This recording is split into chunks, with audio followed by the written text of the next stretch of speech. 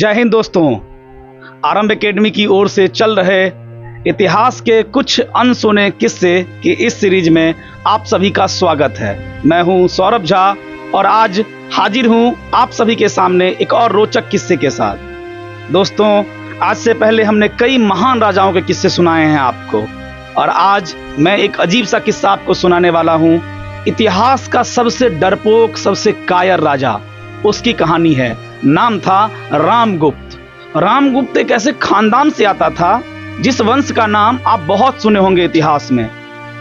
वंश का नाम था गुप्त वंश, और उसके महान महान राजाओं के बारे में आप जानते होंगे। चंद्रगुप्त प्रथम, समुद्रगुप्त, चंद्रगुप्त द्वितीय, स्कंदगुप्त, ऐसे ऐसे महान राजा हुए। और उसी के बीच में एगो डरपोक राजा हो गया जिसका नाम था रामगुप्त। समुद्रगुप्त के कई सारे बेटे थे, लेकिन दो बेटे गद्दी के लिए उपयुक्त थे। एक का नाम था, जो कि बड़ा बेटा था, रामगुप्त, और दूसरा बेटा था चंद्रगुप्त द्वितीय। समुद्रगुप्त की मृत्यु के बाद गद्दी पर एक कमजोर, दुर्बल शासक, चूंकि बड़ा बेटा था, रामगुप्त बैठा। अब जिस वक्त रामगुप्त गद्दी पर बैठा था, उसी साल शकों का आक्रमण हो गया। शकों ने हमला कर दिया। अब शकों के हमले से बचने के लिए रामगुप्त लड़ने गया। जब शक और रामगुप्त के बीच युद्ध चल रहा था, उस युद्ध में रामगुप्त पराजित हुआ और पकड़ा गया। अब रामगुप्त की पत्नी का नाम था ध्रुवा देवी, और ध्रुवा देवी बहुत ही खूबसूरत थी। तो शकों ने रामगुप्त के सामने एक शर्त रखी कि हम आपको जिंदा जाने देंगे, छोड़ देंगे, लेकिन आपको उसके बदले में आपकी रानी ध्रुवा देवी हमें दे दीजिए। अब बताइए, रामगुप्त, गुप्त वंश का शासक, इतना महान वंश, और वो तैयार हो गया।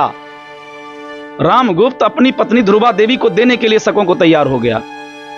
यह खबर राजधानी पहुंची, और राजधानी में रामगुप्त का छोटा भाई चंद्रगुप्त द्वितीय ने जब इस बात को सुना, आंख बबूला हो गया। और वो गुस्सा शकों पे कम, भाई पे ज्यादा था।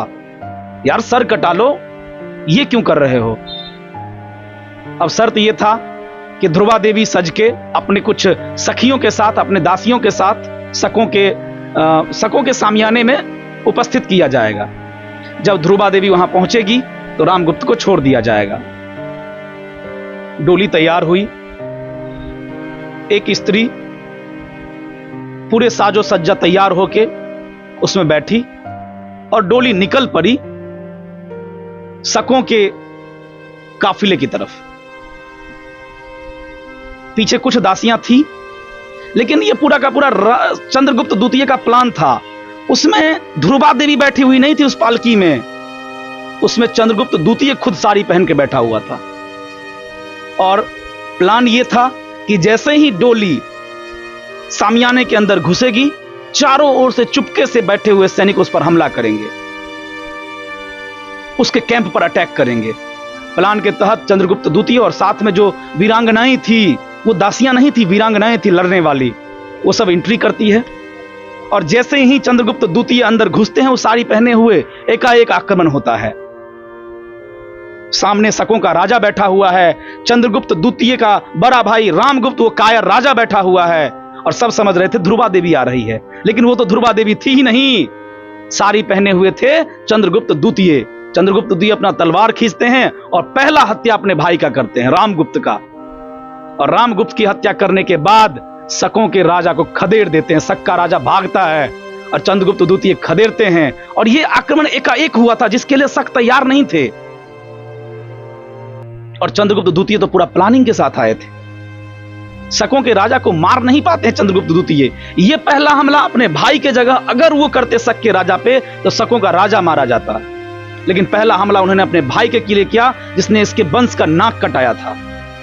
और इस बीच चंद्रगुप्त द्वितीय की सेना खदेड़ते गई, शक डर से भागते गए, खदेड़ के भारत से बाहर भगा दिया चंद्रगुप्त द्वितीय ने।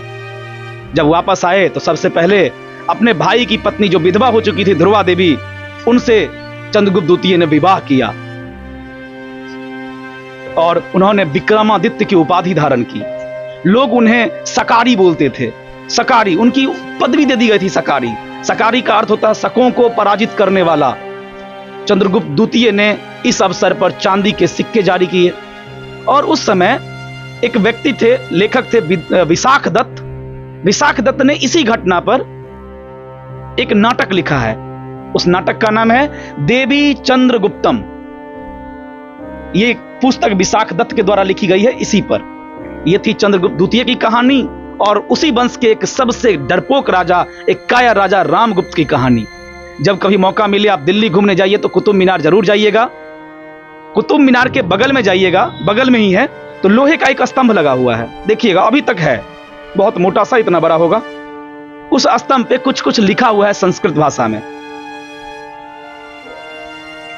उस पर एक राजा चंद्र, उस पर जो नाम अंकित है उसमें राजा चंद्र लिखा हुआ है और उसकी पूरी गाथा लिखी हुई है पूरे लौह स्तंभ पर। महरौली लौह स्तंभ उसे कहा जाता है।